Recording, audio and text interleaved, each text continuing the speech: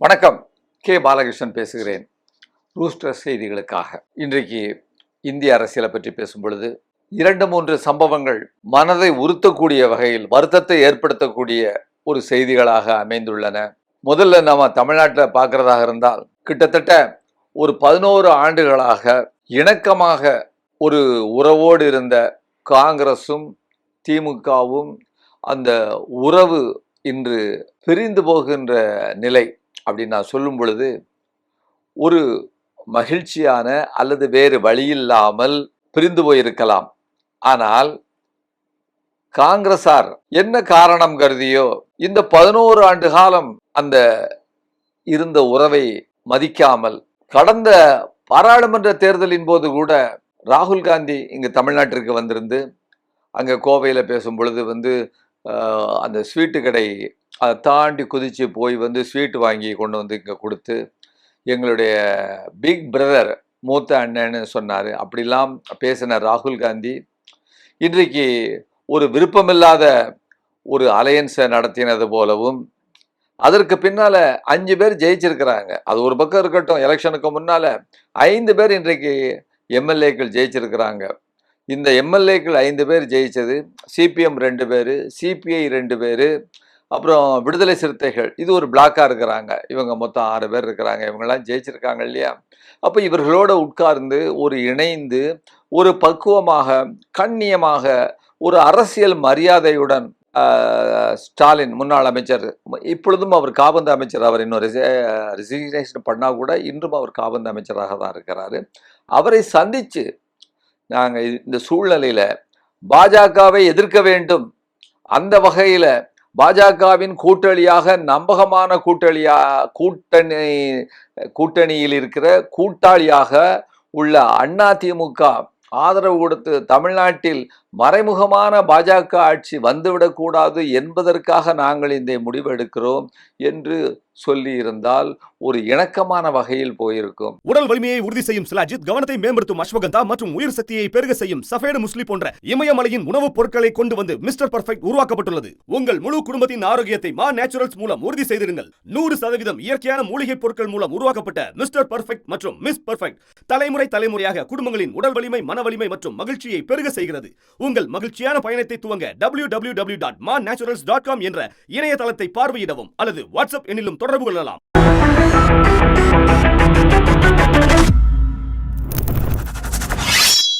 ஆனால் இன்றைக்கு அவர்கள் செய்திருப்பது ஒரு முதுகில் குத்தியது போல ஒரு அந்த விடயத்தை அவர்கள் செய்திருக்கிறார்கள்.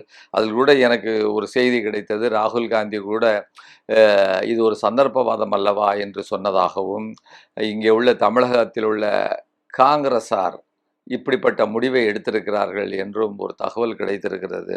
இந்த கொஞ்சம் வரலாறை நம்ம புரட்டி பார்த்தோம் என்று சொன்னால், துரோகம் செய்வது காங்கிரசுக்கு புதிதல்ல. இதை நான் வருத்தத்தோடு பதிவு செய்தாக வேண்டும். அகில இந்திய அளவிலே இன்றைக்கு சுபாஷ் சந்திர போஸ் காங்கிரஸ் கட்சியினுடைய தலைவராக வந்துவிடக்கூடாது என்பதற்காகவே அவருடைய முதுகில் குத்திய கட்சி. இப்படி பல்வேறு அதுக்குள்ள போக நல்லா இல்லை. ஆனாலும் இன்றைக்கு ஒரு காங்கிரஸ் இல்லாமல் ஒரு அகில இந்திய அளவிலே பாஜகவை எதிர்க்க முடியாது என்று உணர்ந்து தமிழ்நாட்டில் உள்ள திராவிட முன்னேற்ற கழகம், உத்தரப்பிரதேசத்தில் உள்ள சமாஜ்வாடி கட்சி, திரிணாமுல் காங்கிரஸ், அப்புறம் ஆம் ஆத்மி கட்சி, எல்லா கட்சிகளும் இன்றைக்கு ஒன்றிணைந்து ஒரு மாற்றுக்கான ஒரு வேலையை செய்து அது ஓரளவிற்கு 400 தாண்டி என்ற நிலையிலிருந்து கீழிறக்கி ஒரு மைனாரிட்டி அரசாங்கத்தை ஏற்படுத்தியதில் முக்கியமான பங்கு திராவிட முன்னேற்ற கழகத்திற்கும் உண்டு. அதையெல்லாம் மறந்துவிட்டு இன்றைக்கு இவர்கள் செய்திருக்கிறது தற்கொலைக்கு சமம். நீங்கள் உங்களுக்கு அதிகப்படியாக வேண்டுமானால் 2-3 அமைச்சர்கள் பதவி இங்குள்ள இந்த 5 பேரில் அல்லது 5 பேருக்குமோ அல்லது 2-3 பேருக்கோ கிடைத்திருக்கலாம். ஆனால் இது எதிர்காலத்தில் நீண்ட கால அளவிலே இன்றைக்கு ஒரு மிகப்பெரிய ஒரு பள்ளத்தை, ஒரு குழியை காங்கிரசினுடைய எதிர்காலத்திற்கு அகில இந்திய அளவில் தோண்டிவிட்டீர்கள். இது ஒரு மன்னிக்க முடியாத ஒரு துரோகம். ஆனால் டிவிகேக்கு ஆதரவு கொடுப்பது தவறு என்று நான் சொல்லவில்லை. எங்க ரெண்டையும் கொஞ்சம் வித்தியாசப்படுத்தி பார்க்கணும். இவர்களோடு உட்கார்ந்து பேசி ஒரு கண்ணியமான முறையில் இன்றைக்கு பாஜகவை எதிர்க்க வேண்டும் என்ற முறையிலே உட்கார்ந்து பேசி செய்திருக்க வேண்டும். எப்படி இருந்தாலும் இந்த பிரச்சனை 29 பாராளுமன்ற தேர்தலை ஒட்டி வரும். அப்ப அது வரைக்காவது அந்த உறவுகள் இன்றைக்கு இது போலவே கடந்து சென்றிருக்கலாம், வெளியில் இருந்து ஆதரவு கொடுத்திருக்கலாம் டிவிகேக்கு. ஆனால் 3 நாள் கையில போட்ட மை காயலையா, அதுக்கு முன்னால செஞ்சிருக்கீங்க. இப்படி செஞ்சிருக்க கூடாது. உங்களுடைய எப்படியாவது பதவியில் ஆசையில் பதவிக்கு வர வேண்டும் என்கின்ற நோக்கத்திலே இந்த 5 பேரும் அந்த நெருக்கடி கொடுத்தது. காங்கிரஸ் கட்சி பல்வேறு, ஏன்னா இந்த கட்சிக்கு அனுபவம் கிடையாது டிவிகேக்கு, நாம இருந்து அங்க எல்லாத்தையும் அவங்கள தலையை உருட்டிடலாம்னு நினைக்கிறது. ஆனா இன்னொரு செய்தி பாருங்க, ஆளுநர் அங்க உள்ள அமித்ஷா உங்களை இடவிடாம், அந்த ஆளு மிகப்பெரிய கெட்டிக்காரன், இந்த சாணக்கியர்னு பெயர் பெற்றவன், அந்த பேரை நாம ஒத்துக்கிடல. கவர்னர் மூலமாக லிஸ்ட் கொடு அப்படின்னு கேட்டிருக்காப்புல, யார் யாருன்னு சொல்லிட்டு. அவர்களுடைய முக்கியமான நோக்கம் காங்கிரஸ் இல்லாத இந்தியாவை உருவாக்க வேண்டும் என்று. ஆனால் இங்கே ஃப்ளோர்ல, சட்டசபையோட ஃப்ளோர்ல தான் இன்றைக்கு அந்த எண்ணிக்கையை காண்பிக்க வேண்டும். அதற்கு பதிலாக முன்னக்கூட்டி கேட்பதற்கான நியாயம் இல்லை. எனவே இன்றைக்கு டிவிகே பக்கம் இவர்கள் போயிருக்கிறார்கள். நான் அடுத்த கட்டமா நகர்ந்த இந்த விவாதத்தை நம்ம பேசும் பொழுது, அதிமுகவை விட டிவிகே பரவாயில்லை. அவன் என்ன சொல்றது, தெரிந்த ஒரு பாஜகவினுடைய ஆள். இன்றைக்கு இவர் அரசியல் எதிரி பாஜக என்று சொல்லி இருக்கிறார் விஜய் அவர்கள்.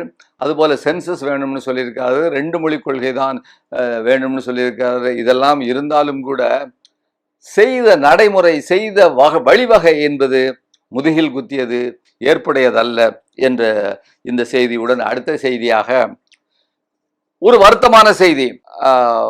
அதாவது மேற்கு வங்காளத்துல ஜியாகஞ்ச் என்கின்ற இடம் முஷாஃபர்பூர் நகர்ல இருக்குன்னு சொல்றாங்க. பட் ஜியாகஞ்ச் அந்த சரியான இடம்.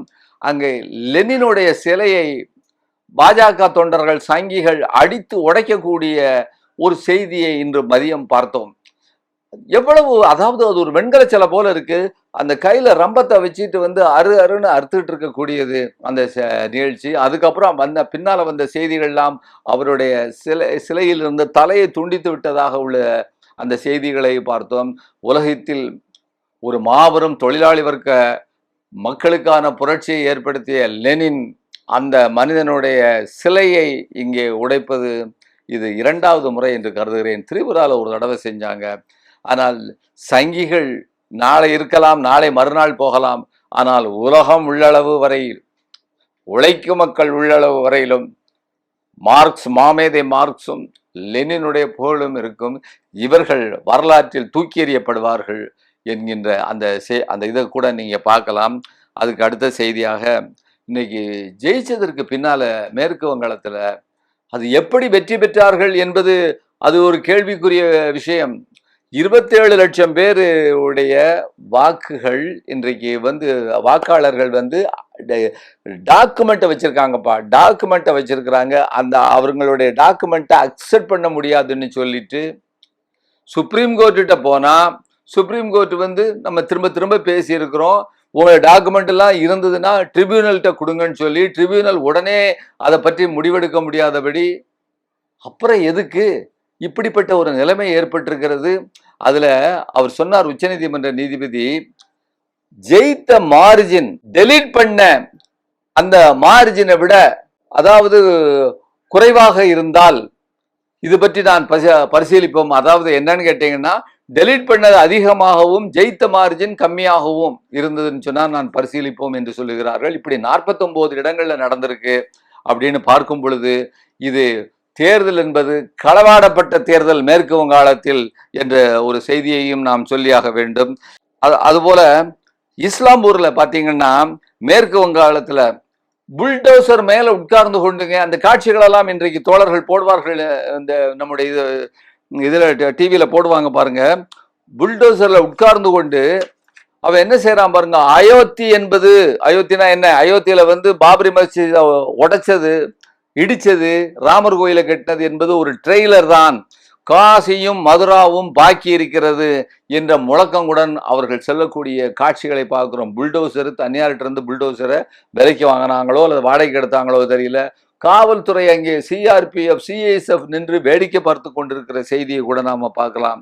இன்னொரு ஒரு ஒரு மிக மிக மோசமான செய்தி, அதாவது எந்த அளவிற்கு வெறியாட்டம் இங்கே நடந்து கொண்டிருக்கிறது என்று பார்த்தால், மேற்கு வங்காளத்தில் குசும் கிராமம் என்கின்ற இடத்துல, குசும் கிராமம் இல்ல கிராம் என்ற இடத்துல திரிணாமுல் காங்கிரசினுடைய தலைவர்களில் ஒரு மனிதனை முதல் மாடியிலிருந்து தூக்கி எறிகிறாங்க. அந்த படத்தை பார்க்கும் பொழுது எந்த அளவிற்கு ஒரு கட்சி மாறுபட்ட கட்சியில் இருக்கிறதுனால, மாறுபட்ட அரசியல் இருக்கிறதுனால அந்த மனிதனை கொலை செய்யும் அளவுக்கு எல்லோரும் மத்தியிலும் அவளை தூக்கி மாடியிலிருந்து அந்த ஆள் கீழே உள்ள அந்த தகரத்துல எல்லாம் மேல விழுந்து டமால்னு விழுந்தக்கூடிய செய்தி. அதுல இன்னும் அதை விட ஒரு முக்கியமான வருத்தத்துக்குரிய செய்தி, ஒரு இளைஞன், ஒரு சின்ன பையன், ஒரு 15 வயசு இருக்கும், கைதட்டிக்கிட்டு இருக்கிறான். அப்படிங்கும் பொழுது வெறுப்புணர்வு சிறு குழந்தைகளில் இருந்தே அவர்களுக்கு பாய்ச்சப்படுகின்றது என்கிற ஒரு செய்தியை கூட நம்ம பார்க்கிறோம். அப்புறம் அந்த மேற்கு வங்காளத்துல அந்த 27 லட்சம் பேர் நீக்கப்பட்டார்கள் இல்லையா, அது இல்லாமல் 6 லட்சம் பேருங்க ஃபைனல் ரிசல்ட் கொடுத்ததற்கு பின்னால 6 லட்சம் பேர் இணைக்கப்பட்டிருக்கிறார்கள். இது எப்படின்னு தெரியல, இதை பற்றி சொல்லி ஆகணும் இல்லையா?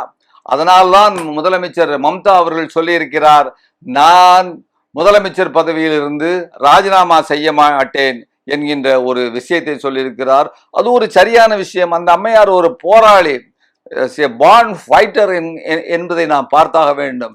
மக்கள் என்னை தோற்கடிக்கவில்லை, எலெக்ஷன் கமிஷன் என்னை தோற்கடித்திருக்கிறது, தேர்தல் ஆணையம் தோற்கடித்திருக்கிறது என்ற முழக்கத்தோடு அவர் வருகிறார். இங்கே ஒரு பக்கம் லெனின் சிலை உடைக்கப்படுகிறது, வங்காளம் முழுவதும், மேற்கு வங்காளம் முழுவதும் அங்கே வெறியாட்டம் நடந்து கொண்டிருக்கின்றது என்ற ஒரு செய்தியை நாம் பார்க்கிறோம். இன்னொன்று ஒரு முக்கியமான செய்தியை நான் பார்க்கிறேன், உங்கள்கிட்ட சொல்லணும். அதாவது மம்தாவுடைய பவானிபூர், அதுல அவங்க நின்றுக்கிறாங்க. அந்த தொகுதியில 51,000 வாக்காளர்கள் நீக்கப்பட்டுள்ளார்கள். 51,000 பேர் தோற்றது. மம்தா தோற்றது 15,000 வாக்குகள் வித்தியாசத்துல தான் தோற்றிருக்கிறார்கள். கேஜ்ரிவால் இந்த 25 அந்த ஆண்டுல நிற்கும் பொழுது அவர் அவருடைய தொகுதியில 38,000 வாக்காளர்கள் நீக்கப்பட்டுள்ளார்கள். புதுடெல்லியில அவர் நிற்கும் பொழுது அவர் தோற்றது வெறும் 4,000 வாக்குகள் வித்தியாசத்துல தோற்றிருக்காரு. ஆனா நீக்கப்பட்டது இன்றைக்கு 38,000 வாக்காளர்கள் நீக்கப்பட்டிருக்கிறார்கள். நம் தமிழ்நாட்டு கதை சோக கதை ஐயா, சோக கதை. அங்கே வருவோம். ஸ்டாலின் தொகுதியில 1.02 லட்சம் பேர் நீக்கப்பட்டுள்ளதாக நமக்கு செய்தி கிடைத்திருக்கிறது அங்க வாக்காளர்கள். ஆனால் அவர் தோற்றது வெறும் 8,795 அந்த வாக்குகள்ல தான் அவர் தோற்றிருக்கிறார் என்று சொல்லும் பொழுது ஒரு பேட்டர்ன் இந்தியா முழுக்க ஒரு மாடல் கிடைக்கிறது. எங்கெங்கே முதலமைச்சர், எங்கெங்கே எதிர்கட்சி தலைவர்கள், இந்திய அளவிலே ஒரு மாபெரும் ஒரு அணியை கட்டமைக்கக்கூடிய தலைவர்கள் இருக்கிறார்களோ அவர்களை எல்லாம் பிடிஆர் அதே போல தோற்கடிக்கப்பட்டிருக்கிறார் என்ற தலைவர்களை எல்லாம் நீக்குவது என்கின்ற வகையிலே செயல்பட்டிருக்கிறார்கள். எடப்பாடியை பத்தி கவலைப்படல, 1 லட்சம் வாக்கு வித்தியாசத்துல அவங்க ஜெயிச்சிருக்கிறாங்க. அப்ப இங்கதான் இந்த பிரச்சனை இருக்கிறது என்பதை நான், ஆனா ஸ்டாலின் இங்க நம்ம திரும்ப இதை பத்தி நான் திரும்ப பேச விரும்பல. இந்த குடியுரிமை பாதுகாப்பு இயக்கம் சார்பாக, குடிமை சமூகங்கள் சார்பாக நாம் மீண்டும் மீண்டும் சொன்னது, எஸ்ஐஆர் என்பது பாஜகவினால் ஏற்படுத்தப்பட்ட ஞானேஷ்குமார் மூலமாக, தேர்தல் ஆணையம் மூலமாக மிகப்பெரிய ஒரு சதி. இன்றைக்கு இந்தியாவில் டெமோக்ரஸியை குழி தோண்டி புதைப்பதற்காக இன்று கொண்டு வரப்பட்டது. அதில் பெரிய அளவிற்கு வெற்றியும் பெற்றிருக்கிறார்கள் என்று சொல்லும் பொழுது அதற்கு உதவியாக யாரு, நம்ம காங்கிரஸ் கட்சியில் தமிழ்நாட்டில் உள்ளவர்களும் இருக்கிறார்களே என்று, இதுதான் ஒரு மிகப்பெரிய ஒரு வேதனையாக இருக்கிறது என்ற ஒரு செய்தியுடன் இன்றைய செய்தியை, இது ஒரு வருத்தமான பதிவாகத்தான் இருக்கிறது, நான் இன்று சொல்லும் பொழுது முடித்துக் கொள்கிறேன். நன்றி, வணக்கம். ஊடகம் கார்ப்பரேட் அரசியல்வாதிகளின் கைப்பாவையாக, அடிமைகளாக இருந்தது போதும். இனி சாட்டை எடுத்து சுழற்றும் நேரம் வந்துவிட்டது. ஊடகம் பொதுமக்களாகிய உங்களுக்காக, உங்களாலேயே இயக்கப்பட வேண்டும். ஊடக சுதந்திரத்திற்காக உங்களின் பங்களிப்பை இன்றே அளித்திடுங்கள்.